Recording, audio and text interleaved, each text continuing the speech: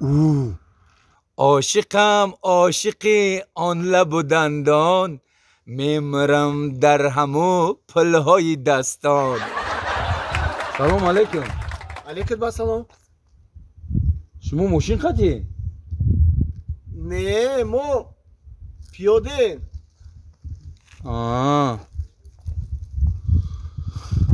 افسوس افسوس صد افسوس.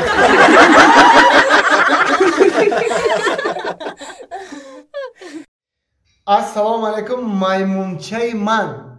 و علیکم السلام. سازی نرزی میمون جانی من، میمونچه من. آمدی کو؟ مادا بانم بیار بانم. گرد نیست؟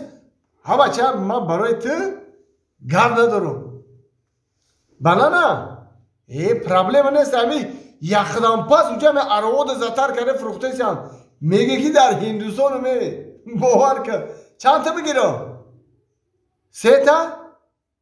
مال جان اختی حیاتش تو میخریات شما یاتی دیگه شا خبر اردوان 2 بلاک میکنیم نیست میگیریم نیست شما شیشی دوزی میمیوم میمونچه من تره بخیرم میمونچه من شید خب همین 10 منوت پس میوم شید خب خیلی میمونچه من خیلی مالک استرک بیو مال خیلی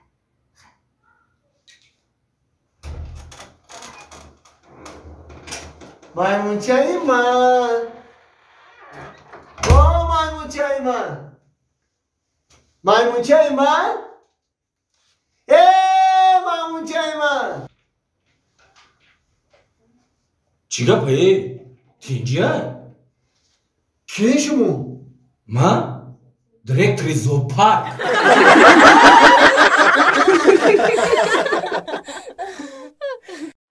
بهار آمد ابرهای پاره پاره. بهار آمد ابرها را پاره.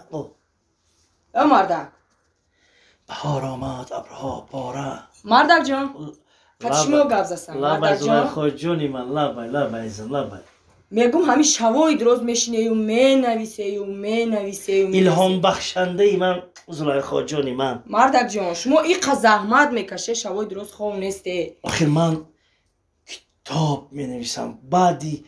بعدی که ما گذشته رفتیم انا همین مردم به این کتاب های ما میدونید میراث میمونه زلیخا جان. میراث میمونه؟ بعدی زیرفتنی حاضر من اول بهار ابر کتیم. بهار آمد ابرها گردیدن پاره پاره. تو مردک چیکاره؟ مردک؟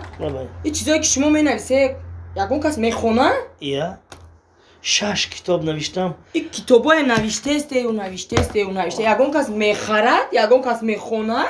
آیا همه چیز از زلیخا جان پول قطعی بر نکشید عزیزم.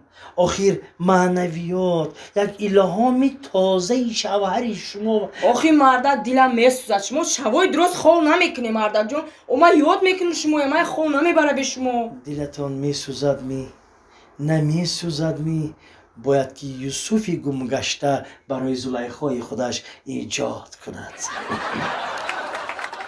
او مردک لبای آخی من دلم برای شما میسوزم. من میگم یک 2 ساعته خوره سر تونمون عصباتون آروم کنیم. زلیخا مرد از حسرت که یوسف گشت زندانی.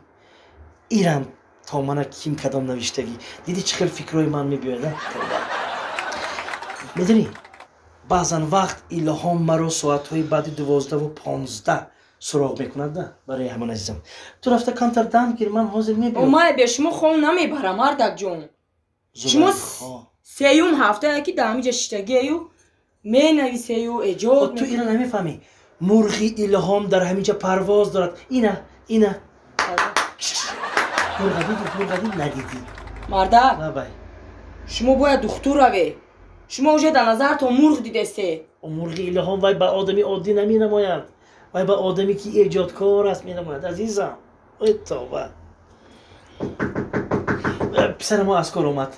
یک بار در شوید مالش رام کنی. بهار آمد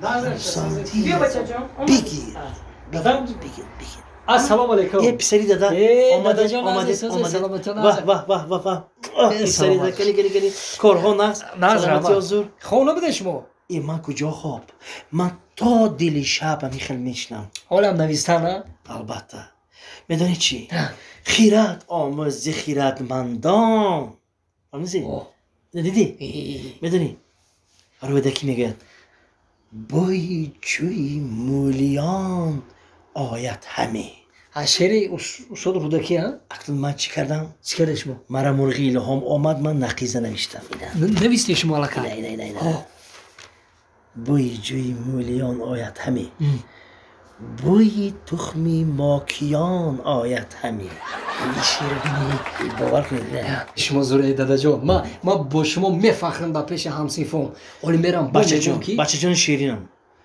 حاضر به شما کتی مادرتان من به مخلص بله آینده میلیون ها نفر من به یاد میکنن لیکن وای وقت دیر میشه چوبه چون که من میروم به دنیا خیلی میگم لیکن یک چی آخرین وقتا یک چی می نویسم پگاه میبرم که الله که تا من کیم کدام دراز دستی کرده است چی؟ من همیسو من یک شب نوشتم که برای مکتب بچه ها همین نویسم خانید و باز خانید مثلا همین من نوشتم خدا هم گفتم که همین مکتبا دا همه جا با چسبونن میبرم الله که لینین گفته که آدم همین چیزا تا من چی کرده است من دیدگی نه من نمیدونم که وای چی میخفتگی یا اینکه مثلا گیریم گفتم پس هر یک ماشین باید که ای ساربان آهسته ران باشد میبرم میبینم که علاکه یا با کدوم پیش شما برای همین از وحای پیشتر برام گفتم من دلی شب